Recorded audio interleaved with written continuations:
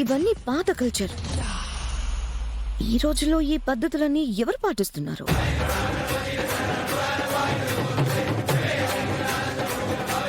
ఒకరు పాటించట్లేదని మనం పాటించకపోవటం పద్ధతి కాదమ్మా. మనం ఎప్పుడు పుట్టామో మనకు తెలుసు, కానీ పద్ధతులు ఎప్పుడు పుట్టాయో మనకు తెలీదు.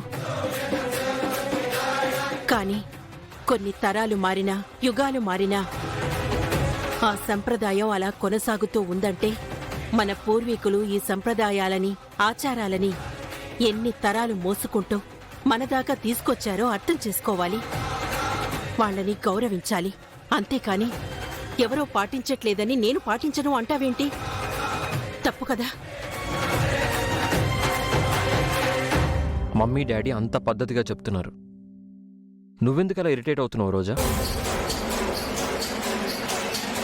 మామ్ ఏం చేసినా నీకోసమే చేస్తుంది. అత్తయ్య మావయ్య నీ గురించి ఆలోచించే చేస్తారు.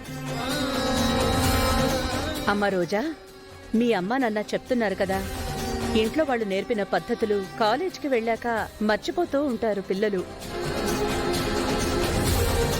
కొంతమంది అయితే పద్ధతులే కాదు, కన్నవాళ్ళని కూడా మర్చిపోతున్నారు.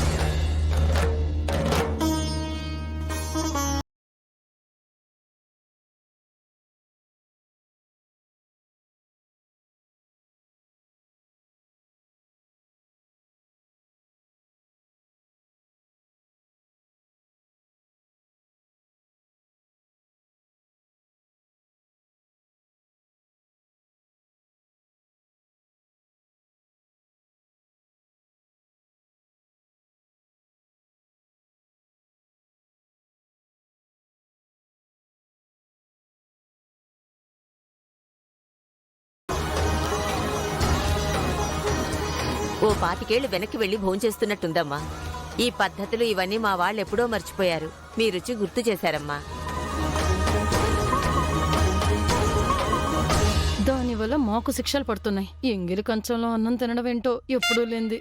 ఏంటి?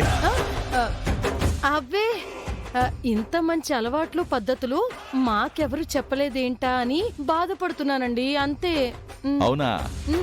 అయితే ఇప్పటి నుంచి రోజు తిందు గన్లే. రోజునా? తిను.